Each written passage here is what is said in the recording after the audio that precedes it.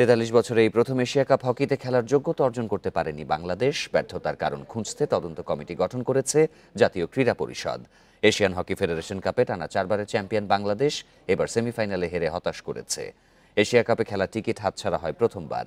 জাকার্তায় দল কেন ব্যর্থ হলো সেটা তদন্তে 3 সদস্যের কমিটি করা হয়েছে। 3 জনই এনএসসির কর্মকর্তা।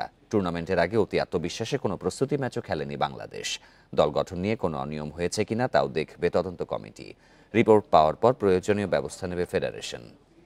বছর ধরে বাংলাদেশে কোনো লিগটি কিছু হয়নি, সিনিয়র টুর্নামেন্ট হয়নি। একটা সিনিয়র প্লেয়ার বের করে আসা খুব ডিফিকাল্ট।